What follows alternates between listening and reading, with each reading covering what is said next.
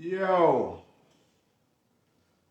greetings and good afternoon. Happy full or new moon to you all. I'm just going to send some invitation to some of y'all so you can come on in the room. Come on in the room.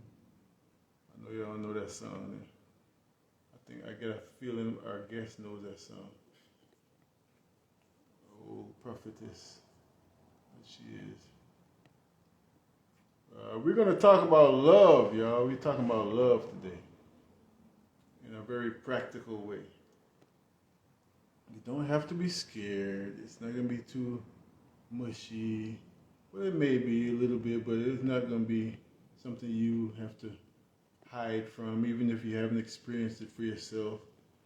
The goal is for you to be motivated and take some, maybe another look at world views, at the way we view things. You know, everything is about perception versus reality. That's what they say about life.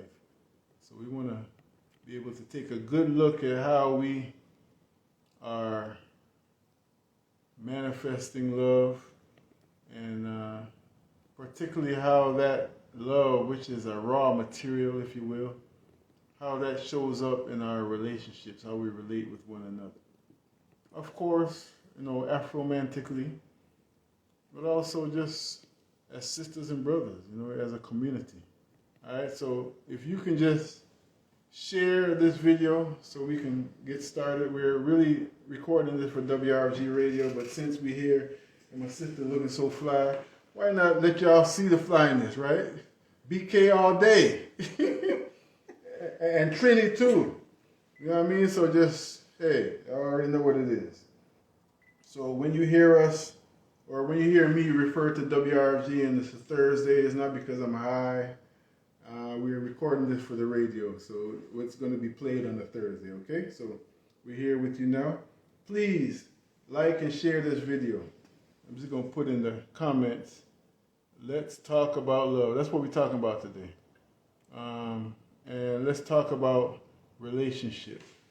Let's talk about matchmaking. Let's talk about all of that. And let's talk about it in a very practical way with some very real people. Or I would say a real person, you know. Somebody say BK all day. You know what it is. That's up yourself. Let's say Mayberry. Yes, I. Big up Brooklyn. Always funky fresh. So, you're tuned to the Ancestral Rock on your station for progressive information. And I must say from the beginning, I love my life. I give thanks for this continual playground, which is life, all right? And I'm grateful to be able to be here today with my sister. I just met her the other day, but I consider her my sister. You know, I think we might have known each other in another lifetime and all them kind of way. That we come from similar neck of the woods and everything. And when I met, I call her, my nickname for her is Prophetess. And you may discover why as you sit in with us this afternoon. But just one day we were just reasoning about life. You know, we're a part of a study group together. We're actually sitting here in the OU Marketplace, big up Queen Yin, at Shamba Cultivating Grounds. And we're part of a study group in OU Ministry where we talk about a lot of different things, very practical, you know, thing. Queen Yin has a gift of taking the cosmic and making it very down to the nail and simple, you know, as the teacher that she is, you know what I mean? Well, I want to welcome my sister Sheena to the program, to WRFG Atlanta. And so, long story short, we were having a conversation one day and she shared some music with me and then we went back and forth. And I got to find out that in another life, let's just say in another life, she has some boots to the ground in the realm of helping people to come together, you know, and helping people to explore that natural energy that we call love that we all have within us. Many of us have suppressed, many of the times it's been suppressed by society, all kind of stuff. There's a lot that we can get into with that, and we will during this short conversation. So, Sheena, thank you for agreeing to join me. Thank you for the invitation. Absolutely. So I want to start from the beginning.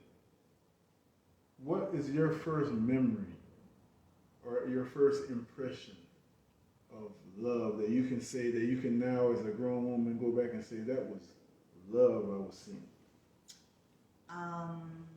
For myself, definitely from family, from my nuclear family.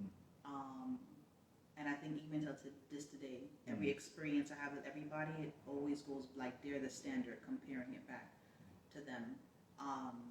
And just in very deep, very small ways, right? So, Such as? My mother, no matter how she was working, what was going on, this woman cooked almost every day. I still don't even understand how this happened, from having the groceries to seasoning to cook every day. Every day. Maybe sometimes Friday she would allow us to eat out, but till now, if I'm with someone, from a friend to whatever, and I feel like you didn't check to see if I ate, I'm already in my mind like, little X. Right. Little X. How could you not ask me if I ate? If I ate, like, how could you not make sure, like, because to me that's something that you do when you love somebody. That's how it was shown to me. Have you eaten? Have you? Just, and honesty, right? I have two sisters. From day one, it's always been very honest. No matter what. You think you're looking fire, like, that looks horrible, right? But you recognize that not everybody's going to do that. They do that because they love and they don't want you to go outside looking horrible, right? So these are elder or younger sisters? I'm in the middle, so one older, one younger. Always being your cheerleaders. No matter what, you know you have people that will cheer you on. And when you don't recognize that in a relationship with anybody, I'm already like, even in a work sense, you have that manager that will never say you did a good job, ever. You're already like, I'm not connecting with you in the same way as I would with another type of manager. So because you had a great standard set for you, positive reinforcement. Right. And also that clear truth too. Right. It's an absolute, unchanging, unwavering. That's what it was. When did what you're reflecting on now? Is there a time in your life that you had to come to realize that that's what it was and that's what it's been? Or has it always been in your consciousness? Like I'm asking, because, sometimes you don't even know that you're in the dark until you see the light, or vice versa. Right. I think it might have always subconsciously been there, right? Because I was always using them as the measuring stick. But it wasn't until I started to love other people, and a big thing was absence of people. So even if you have a really, really, really good friend, you're spending all this time together, as soon as the friend moves and you start to feel that absence, to me, I'm like, I actually have love for this person. This is a different kind of relationship because it's the same thing I would do with my family. Like, if my father went on a trip, it's like, I'm sad the whole trip. Like, when is he coming back? Even if your sister goes to, like, a camp or something, you're just like, when are you coming back? We're trying to figure out ways to go see them, talk to them. That when there's an absence, my neutral, I think I've heard you call it homeostasis, is just off because of the absence of this person. Wow. So let's go there, because in some ways we've even, we've in our study group and everything, we have learned concepts that may challenge that. That to say, well, it should always be there regardless of. So how do we distinguish between unbalanced attachment then? Because if we talking about love today, y'all, and we talking about relationship, and a lot of that, to make a long story short, a lot of what you see in terms of the ills and the sad stories and everything can be traced down to some kind of unhealthy attachment. So how do we balance that with that beautiful, beautiful feeling, and that it's almost like an expectation that develops when you get high standards. So I think one thing that I love when we study, it comes up almost every week, right, is that love is this harmonizing concept, right? It runs through everyone. So I wouldn't necessarily look at it as like the attachment part, but it's almost like if in my ecosystem, love consists of these people and there's just this common thread or whatever, when a link is missing, you must feel it. They're bringing in their own sense of how this is all working together. But I definitely see where people can mistake that feeling and be attached.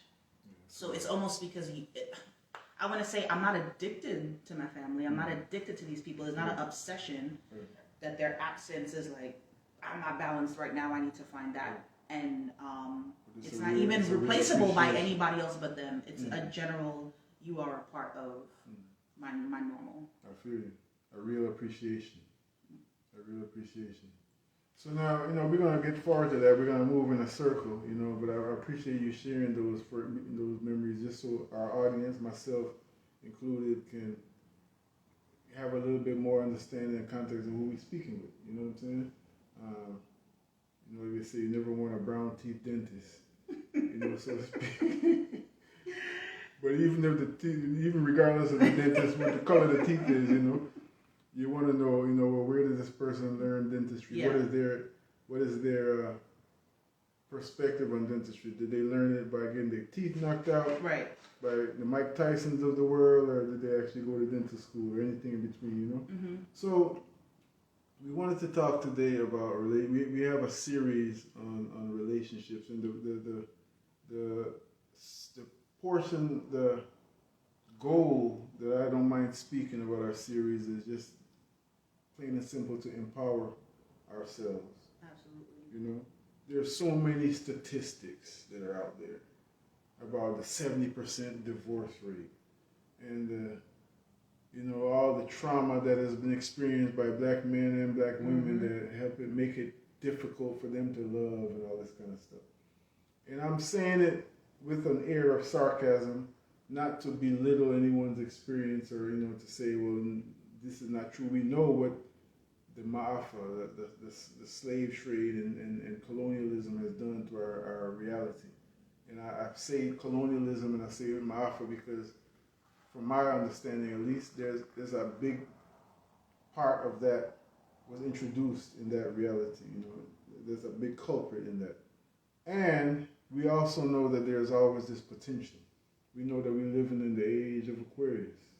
We know that there's an unfolding. I was just having a conversation with an elder, Baba Wakesa, and just talking about, he was asking me, what would I want to summarize, what would I like for people to get from an example that we set? And it's just like there's no limit. There's no limitation to the possibilities. So where would you start that conversation? If now we're turning the microphone to Sheena, who is the president of the world, and the whole world is waiting for the state of love, the state of humanity's love address. Where do you see it? Before we go into some of what we see as solutions and some of what you have observed and been able to even implement, how would you describe that in a nutshell? In a nutshell? Yeah, I know that's a tough one, right? The state of love? The state of our love. The state of our love. How do you see, when a lot of people, all you hear them talk about, if you're talking about relationships, is the divorce rate. Right. That's all they see. Right. So what do you see when you think about love and you think about the world and how we are loving one another? So always trying to come from an optimistic standpoint. I think the state of love is in a there's a lot of opportunity right now. There's a lot of opportunity that might be motivated by a lot of what could be perceived as individualistic or selfish trends right now, right? So if you look at, for instance, the impact of social media on people, which is a big thing right now. This is how people are engaging, living their lives, all of that. I call it an alternate universe because you literally can create your own world but everybody's a part of it. So everybody's part of this created world with you, and there's bits and pieces of real world in it.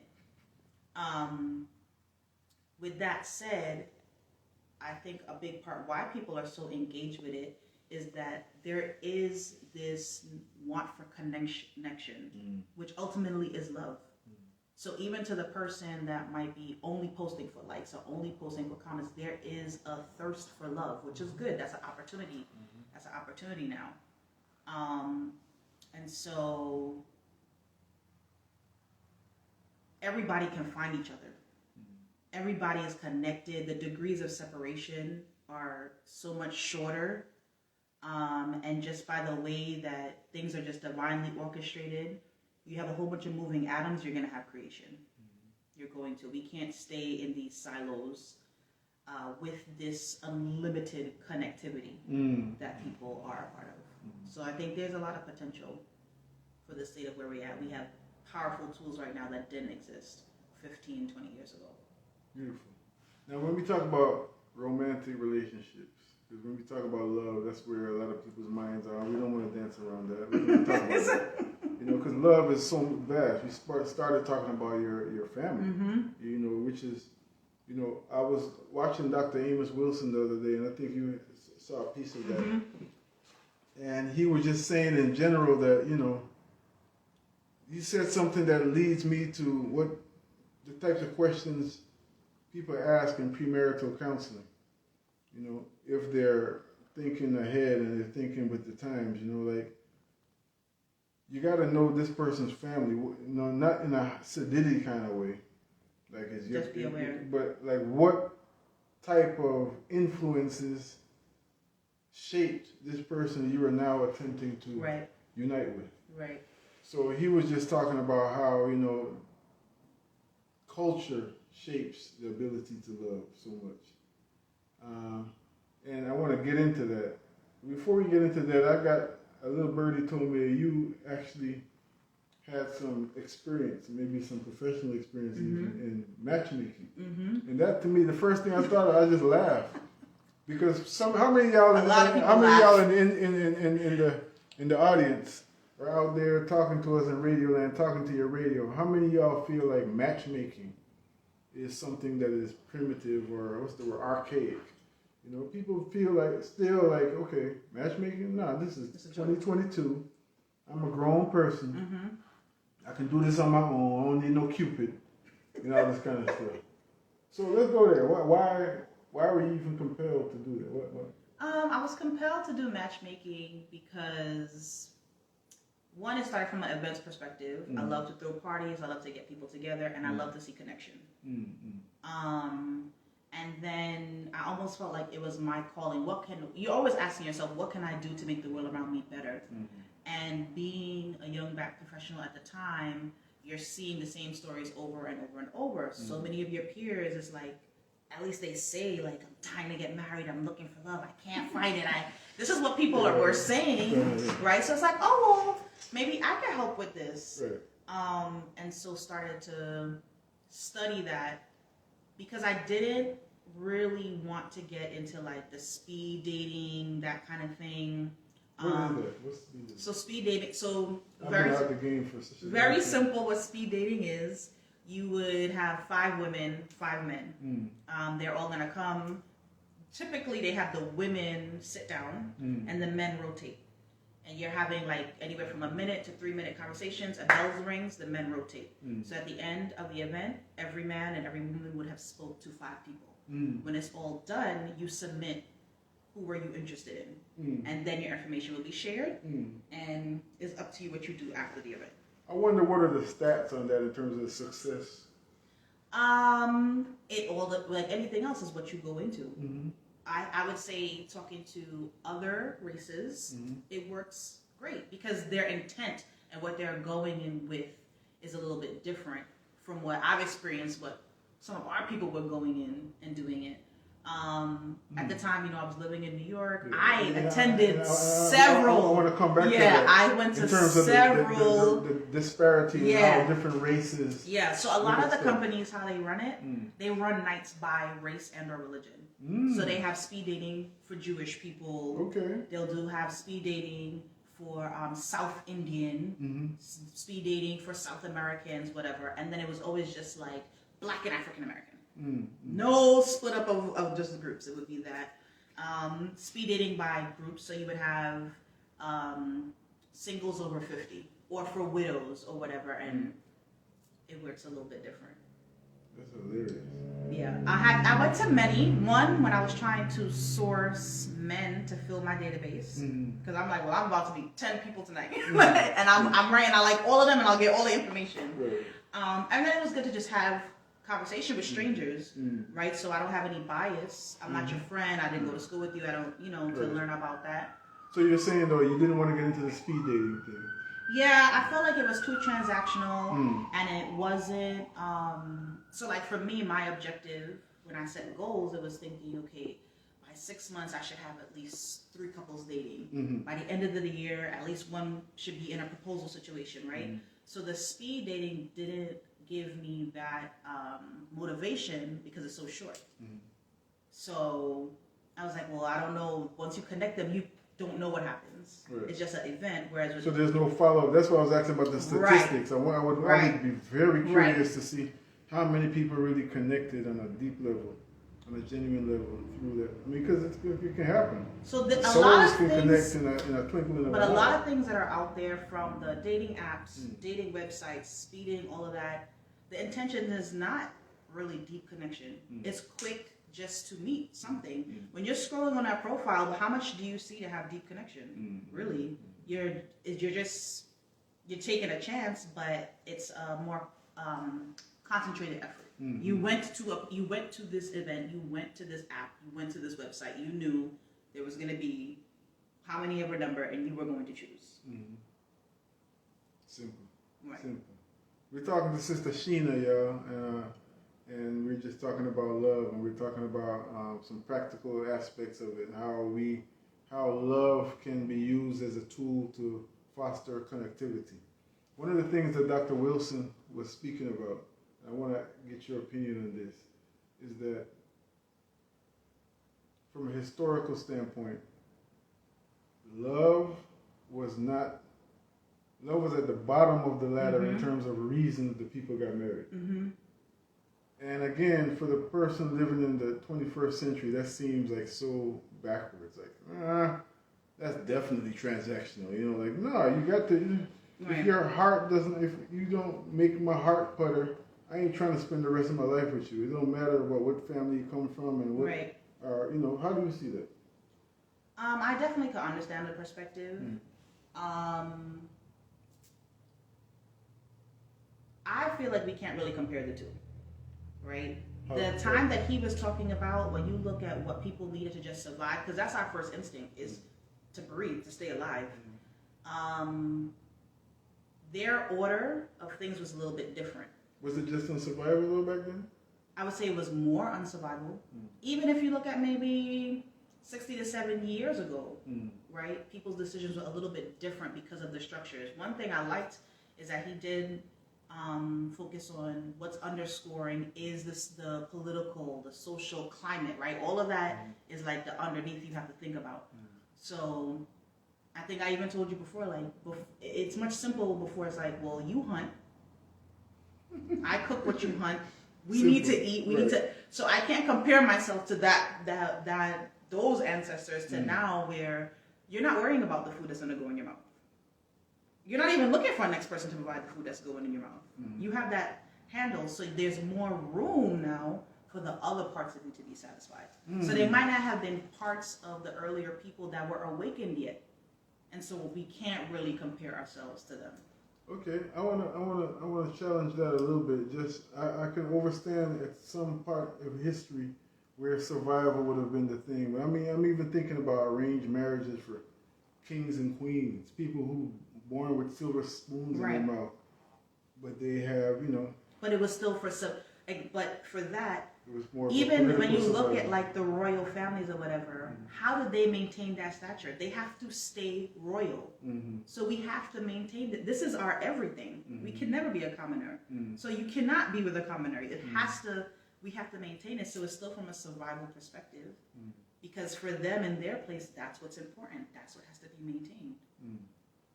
Very interesting. Very interesting. I feel what you're saying. I remember a brother and a sister that are great teachers that came to America. They're both ancestors now, Maladoma and Sabonfu Some. She wrote a book called The Spirit of Intimacy, but they were in arranged marriage. And they both spoke about that as something that was very normal for their village, you know. I have that book right on my next. And they, you know, Sabonfu talked about how she was very resistant to it. She was told that this is the man you're going to marry, you need to marry him. It was all about the mission. And I love how you put the word survival in there. It really makes me really cross-reference and look at those different examples that I'm aware of to see if it was really survival or if it was something else. But ultimately, it can be all put to survival, like the survival of the status quo, the maintenance of the status quo. But some of it seemed to just be mission-based, you know, like, you know, itinerant preachers that just go around the earth preaching the gospel. You know what I'm saying? Some of it seemed to be more from a level of just, you know, this is our role in the earth to propagate a certain type of consciousness. But it's very interesting. It's very interesting. I appreciate your perspective on that. So now, back to your experience with the matchmaking. So you were saying that, you know, you looked at these things that you didn't want. How did it develop? So then, it was basically like, okay, how am I going to develop a profile, right? And you know, when you're starting up a business, you do your SWOT analysis and all of that. It's like, well, what's differentiating you from what's out there already? My first thing was that there was nothing specifically for Black professionals. Everything was us given a space in other companies. So if you have a matchmaking company,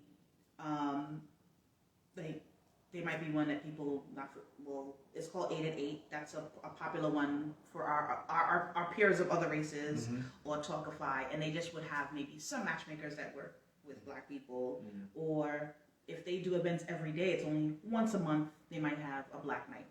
So that was my thing, like, well, I'm coming from, this is all I do. I'm not even servicing anybody else.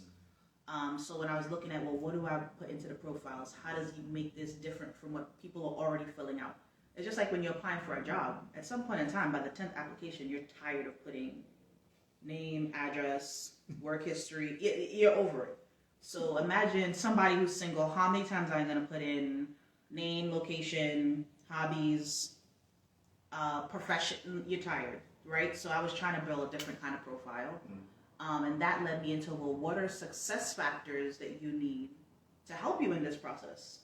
And that's when I really started looking at matchmaking. I looked a lot into the way the traditional Indian system. And then that led me to a lot of theirs was based on astrology. And at the time, I was very like, that's wishy-washy, whatever, right? But really looking more into the science of it, how it impacts people's personalities and things like that. And the success rate of some of their marriages, right? So even it came down to the ideal age separation should be between 5 to 7 years. Once you start going below 5, not that it's not, it can't work out, but it became more challenging. Once you went over 7, who would be ideal? Well, with them, they was a very traditional system. We're talking about the man should be older. That's how it was built, right? So you were looking at that, and I'm like, okay, so now I'm building my simple model. I'm going to try to stay within those parameters, right? Now, if you see people that could work and they're outside of it, I will try it. But I'm already seeing here, these studies is like tens and thousands of marriages that this is what worked. Or they use a lot of numerology as well. And they'll have certain matches that they're like, it's not that this can't work, it's just going to be more challenging. And so me starting out, I'm like, I don't want any challenging matches. So I'm going to stick with what the numbers that they say work. And so I just kind of got deeper and deeper and deeper. It was just so interesting to see the roles of the families and their wants and desires and all of that, and how they choose mates for people. And it wasn't all about, well, we want to be part of this family. Especially as it got down to more modern times, say within the last 100 years, right? The families weren't looking to stay together just for wealth anymore. They truly cared for their children. Even today, that they care for their children. They want a good partner for their children. So they were still going by some of these factors. Beautiful. And so these are modern Indian. Even modern, yeah. So how do you juxtapose that? If I understood you correctly, when you were just reacting to even Dr. Wilson's thing, saying that love was on the bottom of the ring, you seem to have kind of disagreed with that. If I got you right. So no, I agreed that the more primitive that he was talking about, it would have been lower because they needed shelter, they needed to eat. There was not as much expansion, I would think, as a people, that we have this leftover time to now fall in love. It's almost like the free will thing, you know. Exactly. As a person from the church, you know. Exactly. There's a big debate about why is free will actually a good thing? Right. Because the angels and the other, you know, there's other creatures that they just focus. They're set on their mission and they don't have the opportunity to mess up. So with this love thing, how does that look? You know, because I would say one thing to add in though, don't think that just because they were primitive or these marriages were arranged that there wasn't love involved. It's just the order. It probably came after. It came after. You spent all this time with this person and you learn to depend on them and all of that. You're a human being. That's how we were created. You're going to have that attachment, that care. Yeah, it's just that we're kind of doing it the other way around now, where we want to have that. And then say, okay, good, now I can stay with you. And then now, now I can stay with you. Now let's focus on the business and how we're going to make a living. You know? Yeah. Right. No, that's deep because it speaks to what you just said. Speaks to the depth of the human personality, the human potential.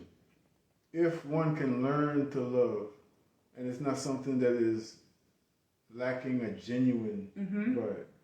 You can learn to do this just through experience. You know, it's often said in the Islamic tradition, there's 3 ways you really get to know somebody: by doing business with them, by living with them, or by traveling with them. You know, and it's the same way. You start off on a transactional kind of vibe. However, the human soul has its way of taking over. You know, and turn into something else. Very good, very good, very good. So the whole question of matchmaking, before you continue with your story, it is taboo. We kind of mentioned that at the beginning. You kind of addressed it already, but I just want to ask you even more directly. Why do you think it's taboo? I don't think it's as... so when you say taboo, something that or frowned upon. I just think, kind of like a similar thing I would say that's frowned upon, not to cut you, sorry, is multi-generational families living in the same home. It occupies the same space for me in my mind. Like literally, I gotta go get mine. So we got 10 or 16 people coming out of our household, and all of them paying rent, $1,500 rent. Yeah, so I think it comes down to I was gonna say not really taboo as far as stay away from. It's embarrassment. It's I should be doing this on my own. I would never want to tell that. Even you have people who do meet online, and then they create a story like, this is we're gonna tell people how we met. We was at Coney Island. No one cares. You're already together, right? I was eating ice cream, and you came over. And you saw me, and the wind blew in it. And you put a cherry on my cone. Right. So I think it was that, or even some of the men. It was like, well, like, what's your confidentiality? I'm not running around telling people that you work at a matchmaker. Right. But I think that's what it was. Like, people just feel embarrassed. They're not open. And it's not because it's not what you're used to. That's what I'm saying. It's not what you're used to, so you're like, if that's embarrassing, that's got to be because of social norms that are in your, so that is society. That is society telling you that something that could actually be very healthy for you is wrong. Right. We were just in a conversation. I was just in a conversation about farming, and it wasn't until I was maybe in my 30s. I'm in my 20s now because I'm aging we know. backwards. You know how that go, right? High five. I'm only 15. You're only 15? But I mean, I was really in my 30s, for real. And when I found out that it was looked at as something backwards and frowned upon to grow your own food in the Caribbean. Like I remember specifically studying the Grenadian Revolution. And they were talking about how one of the first things they had to deliberately tackle was the colonial mentality that you have arrived. A sign that you have arrived is you eating imported food on this lush island that can feed the world. If you don't have that Libby's corned beef, you're not doing it. Who wants fresh beef when you can eat spam? So it's the same way with the whole matchmaking. Right. You rather be out here wasting your time, wasting outfits, wasting money, when you can have somebody diligently working with you and on your behalf to match you. Now I want to fast forward to kind of highlight where you are now, not even looking at your personal life per se, but just your consciousness still, you know, in terms of love. Is there a difference of how you defined love back then and how you define love now?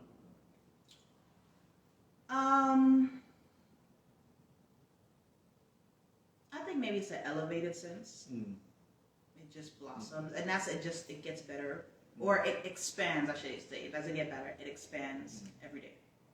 Every day, you're absorbing things differently. Your time is spent in different ways. Connections in your brain are developing. You're seeing things in different ways. So I'm talking specifically about like the relationship between a woman and a man, like 15-year-old Sheena. Right. Yeah. I think it just blossoms. It just blossoms. It just continues. It's just gonna be in this continuum. I don't think it's ever gonna reach the point where it's like, okay, this is what I think. It's always expanding. Right. But is there? I'm just interested. Is there a stark difference between then and now? Like I can say for myself, if I ask the same question, I could say no. I think there's definitely a difference now because even like Dr. Amos Wilson pointed out, being aware of the social and political impacts on us as a people, how we're building relationships, our history compared to now. I wasn't thinking about that when I was 15. I think the one thing that was different for me was definitely it was about possession. Like that's my girl. And that come with a whole set of stuff that might never ever be said and articulated, but it's just there and underlying. Right. Even though I had beautiful examples at home and in my community, you know, I didn't see a lot of dysfunctional relationships. Honestly, the people I was around, I'm grateful for that. At least I wasn't aware of it. Right. Later on, you find out about this is going on. Yeah. You know what I mean? But I didn't really see that. So, but the possessiveness was a big piece. I think as a girl growing up, the outwardness of it, right? So it's like, okay, we're coming up on Valentine's Day. You were waiting like, oh my God, am I going to get balloons? Is someone going to put something on my desk? I want everybody to see that I'm liked. You know, I'm like, whereas now as you get older, I feel like you're more protective of it. How many people do you know be in a relationship for a year, 2 years, and you don't know is more protective of it? Is not wanting that spotlight on it, so that would be a difference. But the underlying is still, you want to be valued, right? That was really what it is. You wanted to be valued.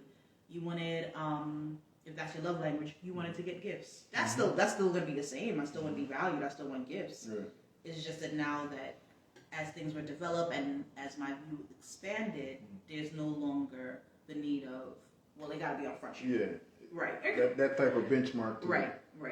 We're talking to Sister Sheena, y'all, and we're talking about love, you know, real people doing real things. We found out through the grapevine that she actually was involved in a business. And she's telling us about it step by step, you know, a little bit about her matchmaking business. And so to review, just to check for understanding so far, you started it because at the time, first of all, you love connection. Mm-hmm. So that was something that you didn't do it just as a business, like, oh, Right, that's a hot right, idea. right. You did it as a way to Right. to flex something you already into. Right. So for instance, like I said, I love to see that spark in people. And so before it even came to my mind to do this, I'm that friend. I'm your wing woman. Please tell me who you like and who you think is attractive in here, so that I could go rope them into you. Please, because I love when they actually do come over, you talk, and you see that first like glow. I'm hyped off of that. I'm hyped. I love that. I'm hyped off of that. So True. this was just formalizing that. Right. So, are you still doing it? No, so I stopped doing it. Why? After actually getting into it, working with people, I actually started to feel discouraged. I started to feel discouraged. Now looking back, I feel like it was just culture in New York. A lot of different things going on. You know, it being a transient city.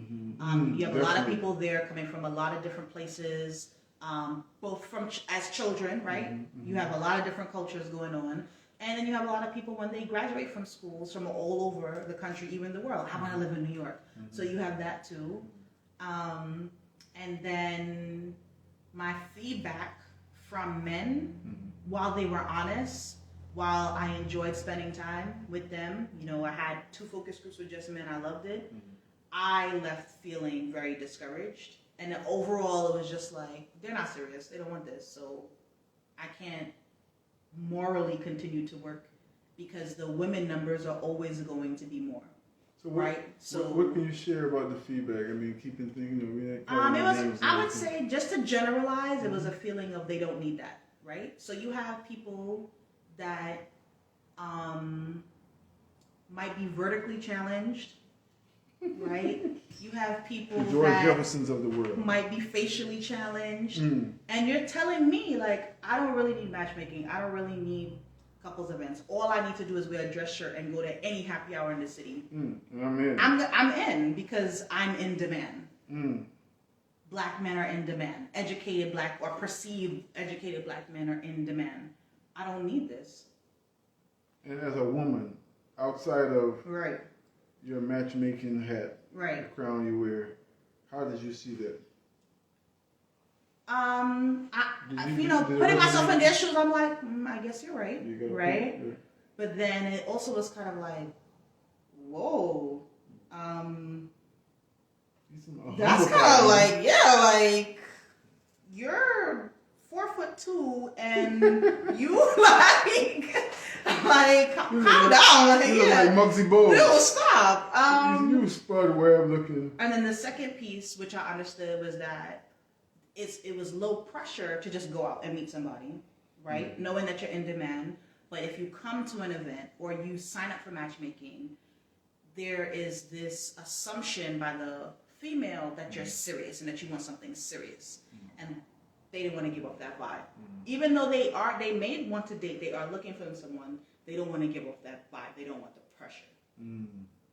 And so I was like, okay, again, being in your shoes, I could see that because when you are talking to, at the time, the young black professional women, it's like, I graduated school, I got my degrees, I have a job, I have this, I have my own place. Yes, I am looking for a husband. So every time you step out or you interact, that's on your mind.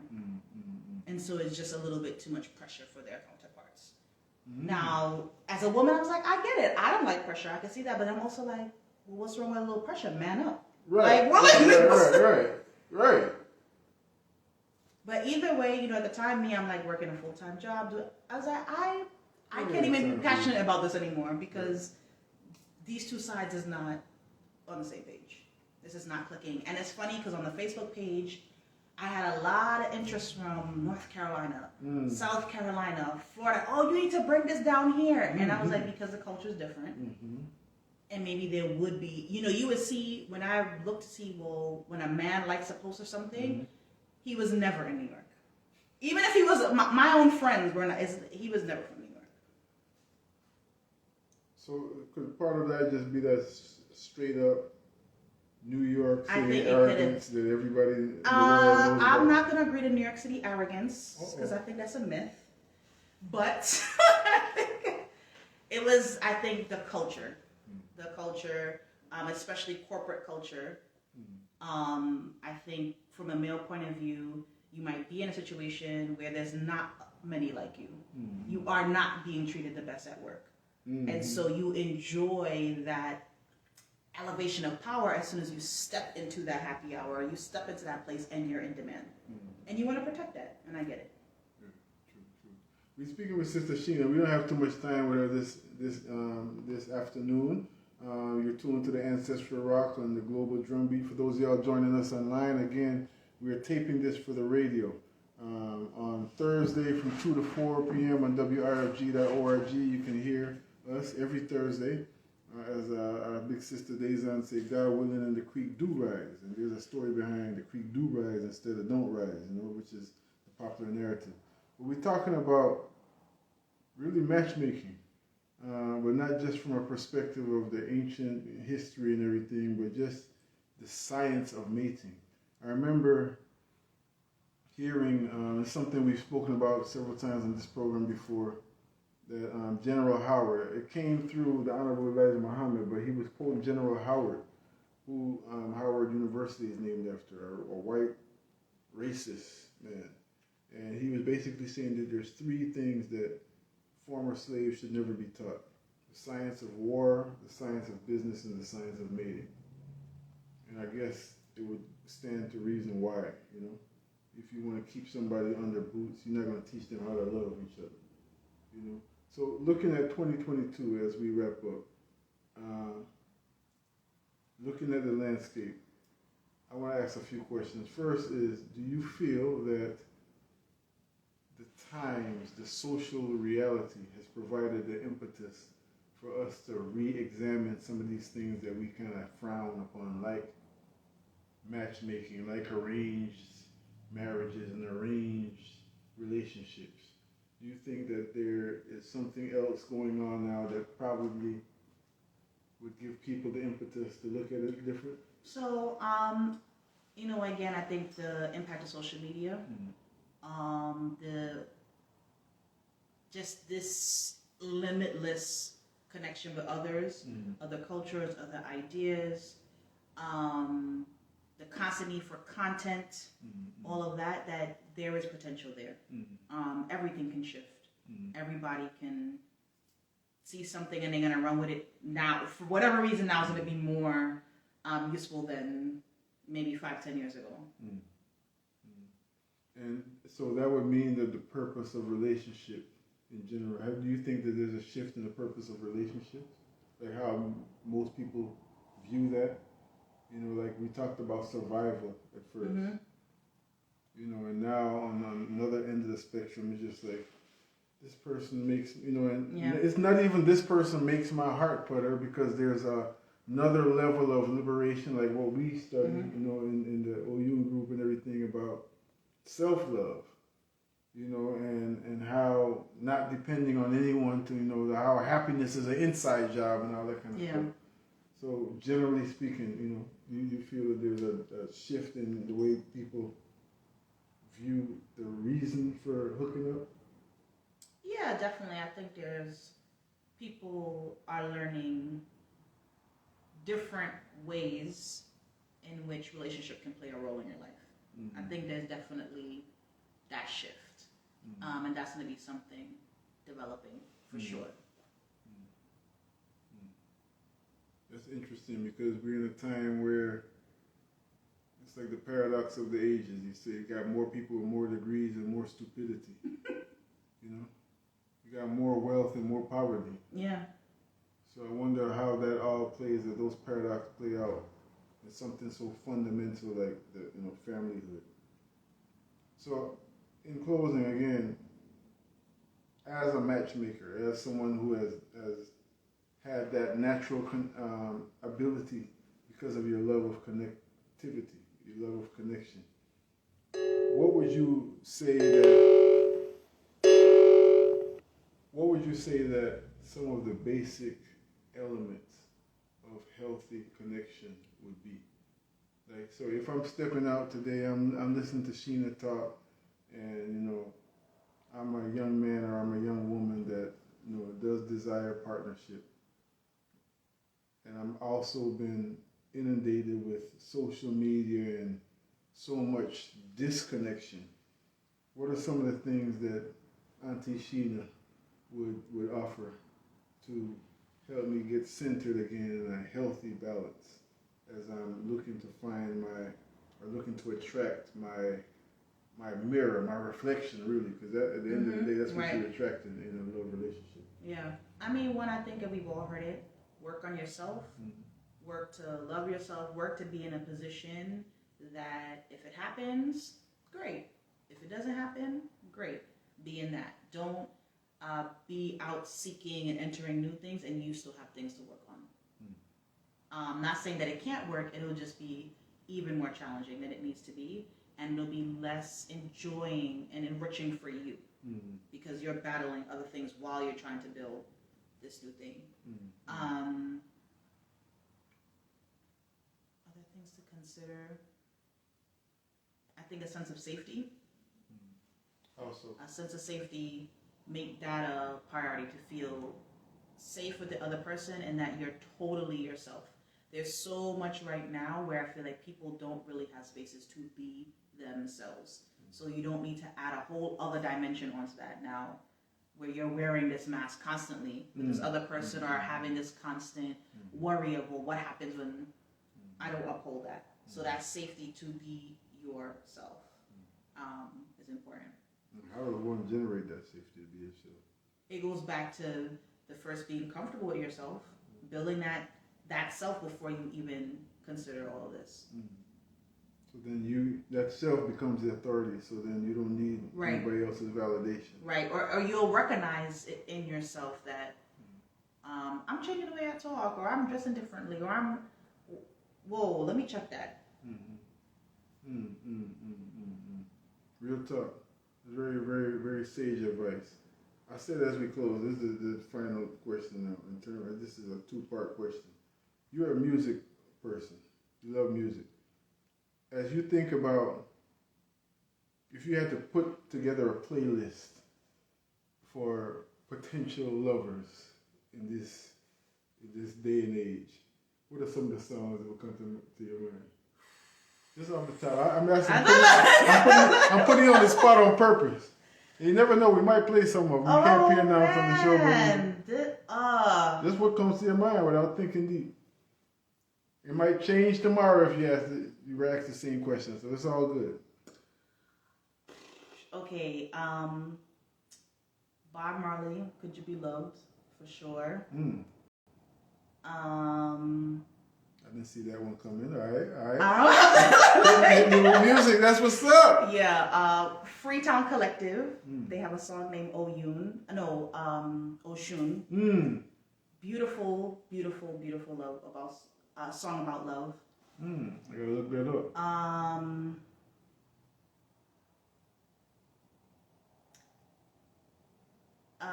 This might be a little controversial, but Destiny's Child, Cater to You. If you really listen to all the things that they're talking about, I think that's a good one. I'm a soca head, and my favorite artist is Marshall Montano. So I'm trying to think. I have to throw a Marshall in there. Top of my head, I'm gonna say Falling. He has a song Falling. Falling. Drake, Best I Ever Had. And now Drake, Best I Ever Had, and did I just laugh? And 50 Cent, the song where he said, I love you like a fat kid love cake. That song. Whatever that song, that is that. Right. Yeah. Okay. Yeah. That's a very diverse playlist. Yeah. You said Bob Marley, I thought you were going to say, Is This Love? That might be. No, Could You Be Loved? Yeah. Because Is This Love as deep as. He's still wondering. He's still wondering. Nah, if you hear that song. Yeah, but. I want to love you and treat you right every day and every night. We'll share the same room with the roof. That don't seem like he wondering. Seem like he asking and trying to figure it out. He's still tiptoeing, but Could You Be Loved? I'm here and I'm ready to present it. Can you? Message received. Message. Take it from a queen, brother. regardless of what you thought Yeah. it meant, listen to how the Queen hears it and receives it. Real talk. Real talk. Real talk. Well, thank you so much for joining us. There's so much else we can go into, but because of the sake of time, I'm gonna let you go. Because we didn't talk about gender roles and all these kind of things. All these types of nuances that come up that end up affecting our ability to love each other because of because of standards that society has set, and then also because of our own personal growth, and all those things are mixed up. So here's to a world that is free to love self and to share that love with other people. Absolutely. Yeah, give thanks for joining us. We're gonna invite you back again for part 2. Because I still want to touch that New York arrogance thing. You said it don't exist. But it is what it is. But, when you fly, you fly. That is not your fault. Spoken like a true Brooklynite. Not your fault. Like we said at the beginning, like we said at the end, big up Brooklyn. Flatbush all day. Always funky fresh. All right?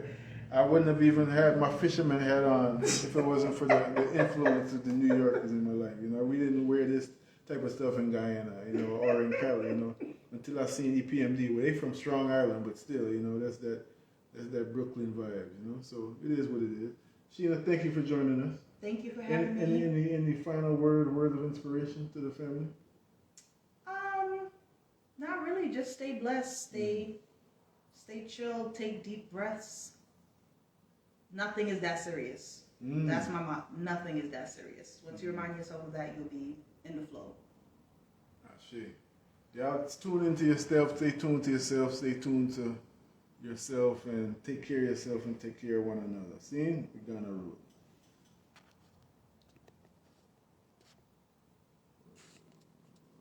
This. We are going to end the broadcast here. And you will see you later.